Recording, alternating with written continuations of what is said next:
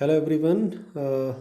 I hope that you people are safe in your home uh, since it is a very critical situation due to COVID 19. This is my small effort to teach physics for those students who are going to appear in board exams, but due to this situation of COVID 19, the schools are closed, so they are just sitting at home. So, I will try to explain and visualize you the concept of physics online through this channel. Students twelfth का सबसे पहला topic है electric charge and electric field. ये NCERT का सबसे पहला chapter है और इस चैप्टर को डिस्कस करने से पहले एक इम्पॉर्टेंट चीज़, हम लोग डेली लाइफ में वाटर की क्या इम्पोर्टेंस है जानते हैं। तो ऐसी क्या प्रॉपर्टीज़ हैं वाटर की जो इसे इतना अच्छा एक सॉल्वेंट बनाती हैं। तो इस चैप्टर में, ड्यूरिंग दिस चैप्टर हमें इसका आंसर मिलेगा। ध्यान से स्टूडेंट, जैसा कि हम जानते हैं कि एटम में प्रोटॉन, न्यूट्रॉन और इलेक्ट्रॉन्स होते हैं, तो इनकी एडिशनल प्रॉपर्टी जिनकी वजह से इनके बीच में एक इलेक्ट्रिक फोर्स लगता है उसे इलेक्ट्रिक चार्ज कहते हैं। ग्रीक फिलोसफर ने देखा, थेल्स ने, कि when amber is rubbed with wool it acquires the property of attracting objects like small bits of paper. इसके बाद बहुत सारे एक्सपेरिमेंट्स हुए जिसमें बाद में ये पता चला कि जो इलेक्ट्रिक चार्ज है वो दो टाइप का होता है। एक तरह के चार्ज को हम पॉजिटिव बोलते हैं और दूसरी तरह के चार्ज को हम नेगेटिव बोलते हैं। और ऐसा कहने वाले थे बेंजामिन फ्रैंकलिन। अब इलेक्ट्रिक चार्ज के लिए देखेंगे कि अगर हम प्लास्टिक की रॉड्स लें और फर लें तो स्टार्टिंग में प्लास्टिक रॉड्स के बीच में कोई फोर्स नहीं लगता, पर जब इन्हें से करते हैं तो के बीच में रिपल्सिव फोर्स होता है। ऐसा ही कुछ होता है जब ग्लास को सिल्की रॉड से रब करते हैं तो ग्लास की रॉड्स एक दूसरे को रिपल करती हैं, पर अगर हम ग्लास रॉड और प्लास्टिक रॉड को पास में लेके आएँ तो ये एक दूसरे को अट्रैक्ट करेंगे। इस चीज़ को हम एक छोटे से वीडियो के माध्यम से देखेंगे।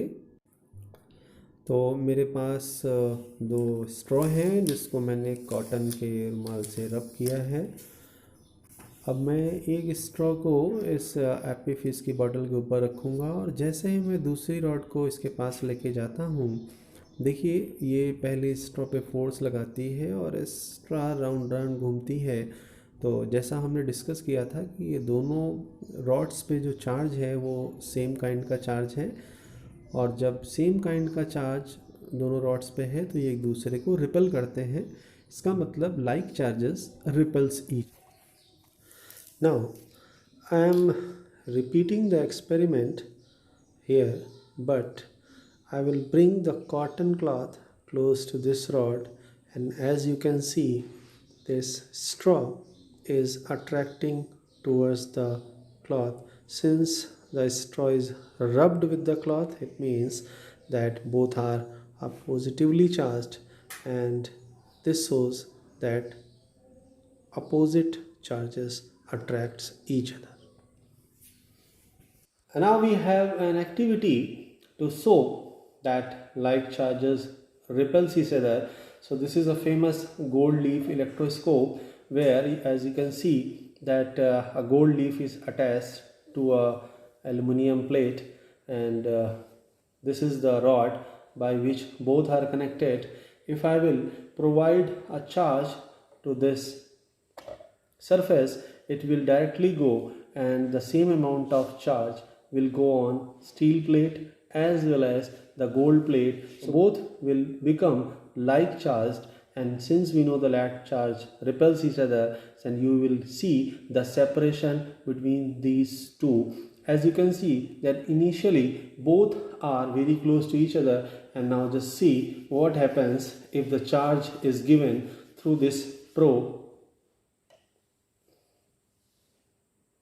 Can you see that there is a separation between both the gold leaf and conductor, and this experiment shows that the like charges repels each other.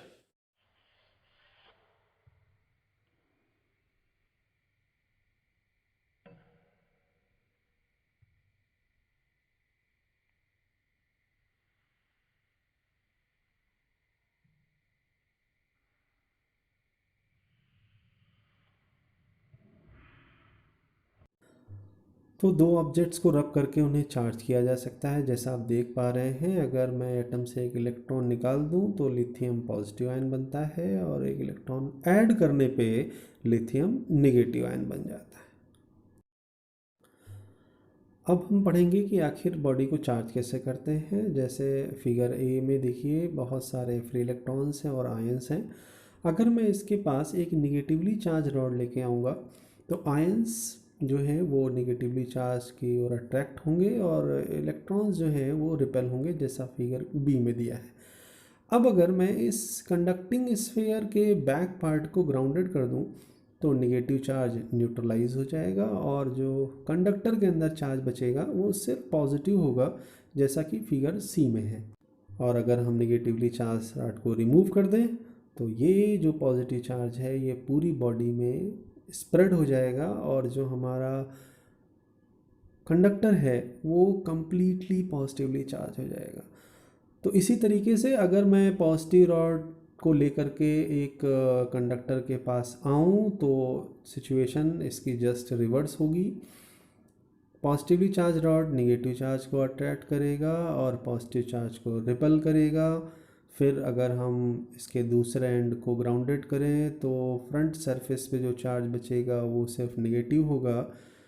और अगर हम फिर पॉजिटिवली चार्ज रॉड को वहाँ से रिमूव करेंगे तो जो निगेटिव चार्ज है वो पूरे कंडक्टिंग सरफेस पे अवेलेबल रहेगा, यानी हमारी बॉडी नेगेटिवली चार्ज्ड हो जाएगी, जैसा आप देख पा रहे हैं।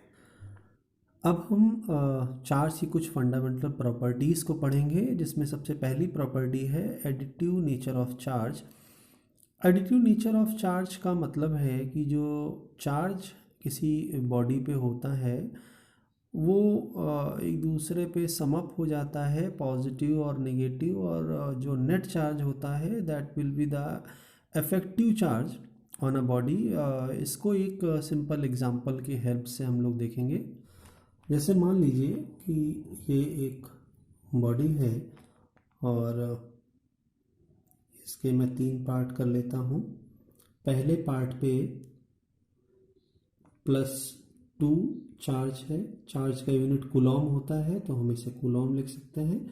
यहाँ पे 3 कूलॉम चार्ज है और इस पार्ट पे 6 कूलॉम चार्ज है। तो अगर हम टोटल चार्ज की बात करें तो वो होगा 2 कूलॉम +3 कूलॉम +6 कूलॉम, यानी कि 11 कूलॉम। पर अगर एक दूसरी बॉडी लें जिसमें फिर से मान लेते हैं 3 पार्ट हैं, इसमें 2 कूलॉम चार्ज है, इसमें +4 कूलॉम चार्ज है और यहाँ पे प्लस इसको माइनस ले लेते हैं, -6 कूलॉम चार्ज। अब अगर इस बॉडी की बात करें तो जो नेट चार्ज आएगा वो होगा +2 कूलॉम +4 कूलॉम -6 कूलॉम, यानी कि जो नेट चार्ज आया वो 0 कूलॉम है।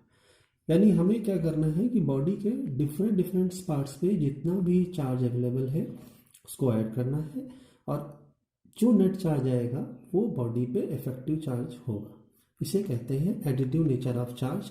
तो अगर मेरे पास बहुत सारे चार्ज हो Q1 Q2 Q3 तो मैं सारे चार्जेस को इसी तरीके से ऐड कर दूंगा और मुझे नेट चार्ज मिलेगा।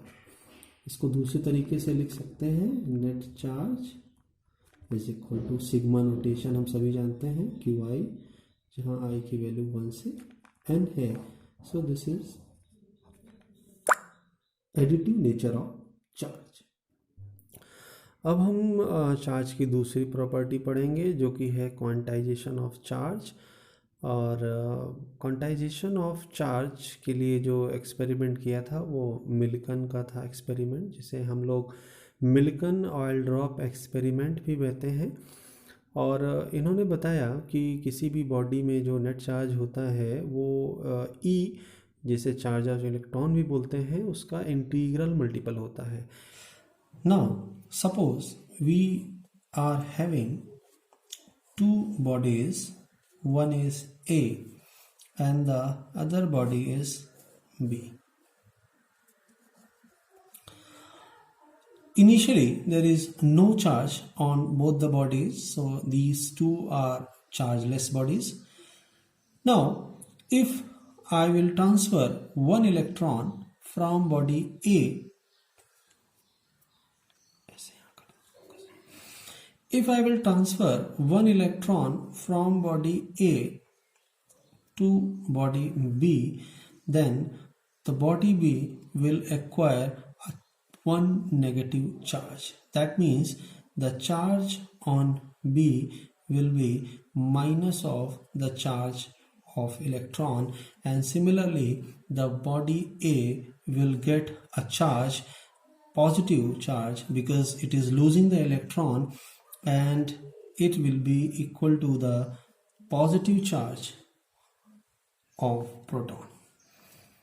Similarly, if I will transfer one more electron from body A to body B, then it will gain a positive charge, and this will gain a negative charge, and the magnitude of both the charges are the same as the charge on electron. But since the body B is receiving the electron, so it is becoming negatively charged, and the body A is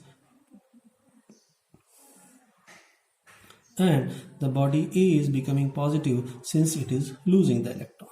If I will do it again for the third electron, so here this will gain a negative charge, and if I can write it here like for transfer of 2 electrons, this is the charge for the transfer of 3 electrons. Similarly here, when the 2 electron jumps from A to B, then the charge will be plus of 2e, and in this case when 3 electron transfers from 1 to B, the charge on A is going to be 3e. Similarly, if I will transfer one more electron, it will have a charge of minus 4e, and the body A will have a charge of plus 4e. So suppose that similarly I am just transferring n number of electrons from body A to body B, then in that case the charge on body B will be minus of n times the charge on electron, and the charge on A will be positive of n times the charge on electron. So as you can see that if the charge flows from one body to another body, the charge that is on both the bodies is the integral multiple of the charges, and if I will combine, I can say that the net charge on a body due to transfer of n electrons will be plus minus 1e. Plus will be the charge on a body that is losing the electron, and minus will be the charge on a body that is receiving the electron. So in this equation, the net charge on a body is integral multiple of elementary charge or the fundamental charge, and the value of this elementary charge, that is the smallest amount of charge, is 1.6 into 10 raised to power minus 19 coulomb. This equation tells us the quantization of charge. Though the quantization of charge cannot be seen when a huge amount of charge transfers from one body to another body, but in case of small amount of charge, the quantization can be seen easily in physical phenomena.